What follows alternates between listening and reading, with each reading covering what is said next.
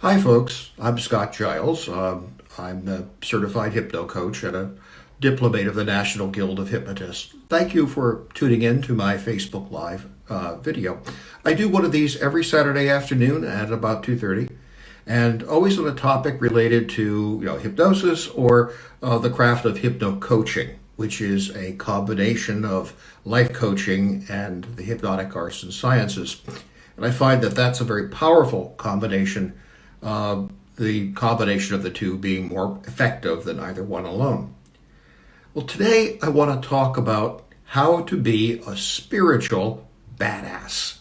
And I definitely consider myself to be one, a spiritual badass. Now, by saying badass, I don't mean that you have an unattractive posterior. I mean something more than that, obviously. The Urban Dictionary, and you can find it online, defines badass as a general term used to describe behavior that is fearless, authentic, compassionate, and ethical, well above the social standard for normal behavior, the opposite of dumbass behavior.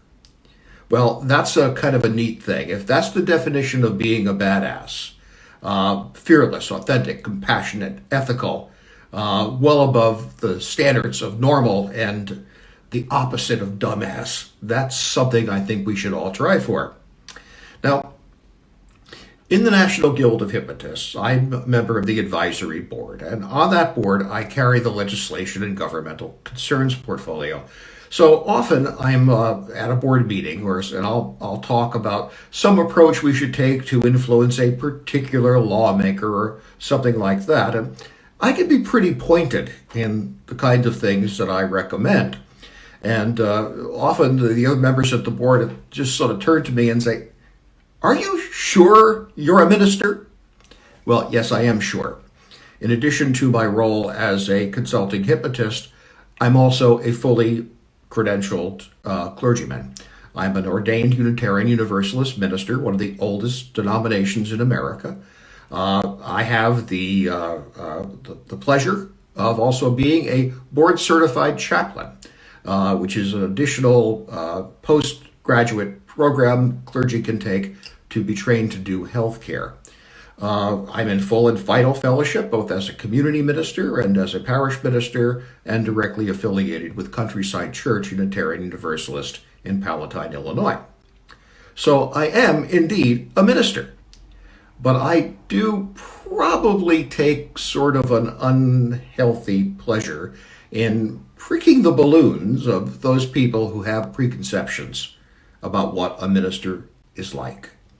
When I was a parish minister, I always used to enjoy watching the expression on the faces of committee members or board members when they realized that I'm also a multiple black belt in the martial arts. And that's not what people think a minister should be, you see. But those stereotype perceptions are usually incorrect. Now, to understand what I mean about being a spiritual badass, you have to understand a little bit about some distinctions between religion, spirituality, and piety. Let me explain.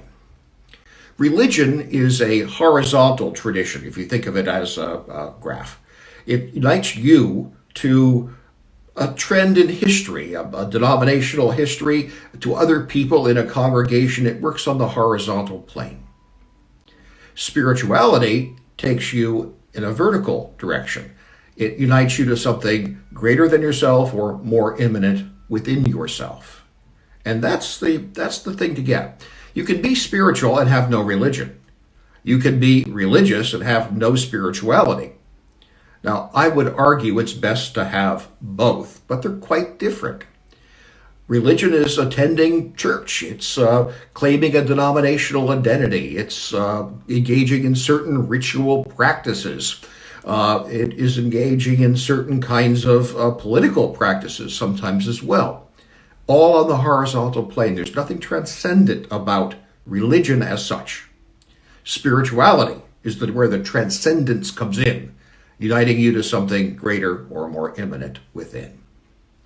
Now, I think it's best to have both a spirituality and a religion, as I've said, but I'm talking about the spirituality today. And I think we all know people in churches that we may have been involved in, or synagogues or other gatherings, who are just complete hypocrites. And that gets to the third thing: religion, spirituality, and the third thing is called piety. Piety is the outward acting of the spiritual norms that you profess to. It's doing things in public so that other people can see how spiritual a person you are. You wear certain clothing or certain jewelry, you use certain kinds of language, and so on. Piety is all about other people, not about that vertical direction. And it's kind of interesting. Now, historically, piety has been really problematic. Some people like to claim it, but Jesus himself in Matthew 23:27 talked about whitened sepulchres. Sepulchre is kind of like a tomb. And they're whitewashed. They look very pretty on the outside, but what's inside is all sorts of corruption. And often people who are pious, who maintain the outward form of a spirituality very publicly, are whitened sepulchres. They look very good. They talk a good line, but inside is all manner of corruption. I had a client once who was a member of a very conservative Roman Catholic order. He was a supernumerary, which means a layperson who has been pledged to this organization.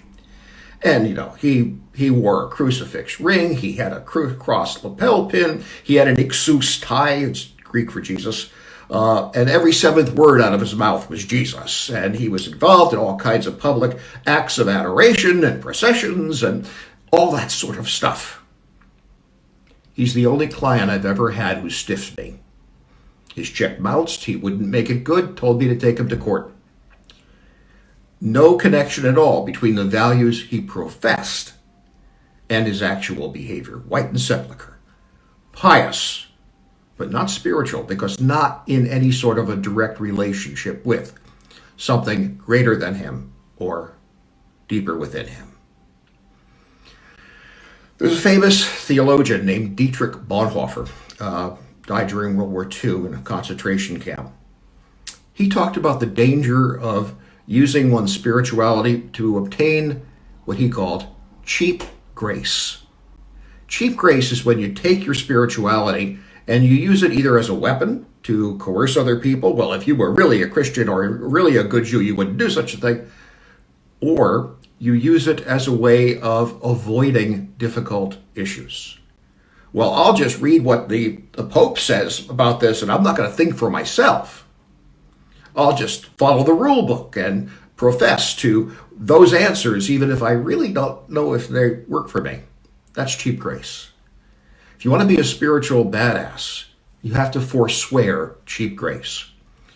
When you relate yourself to something greater than yourself or more deeply inside, it's not an easy process. It takes discipline, it takes time, it takes practice.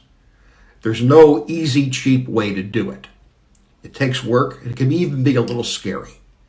So if you want to be a spiritual badass, you want to have that fearless, authentic, compassionate, and ethical spirituality, you realize it's going to be hard. It's supposed to be hard, and that's okay.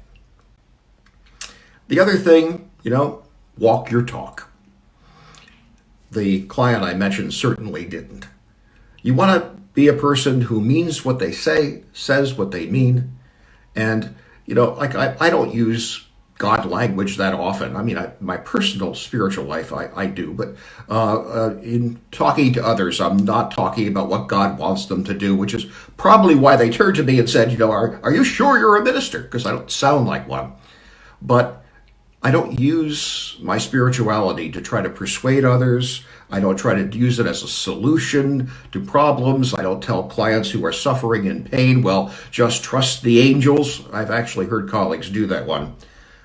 That's not being a spiritual badass.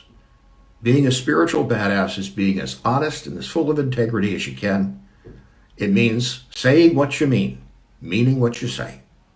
And that's how you become a spiritual badass. I hope you all will become that. It's a really great way to be. Thank you, as always, for tuning in. I'll be here next week, the same time, with a different topic. Thank you very much. Have a great day and a great week.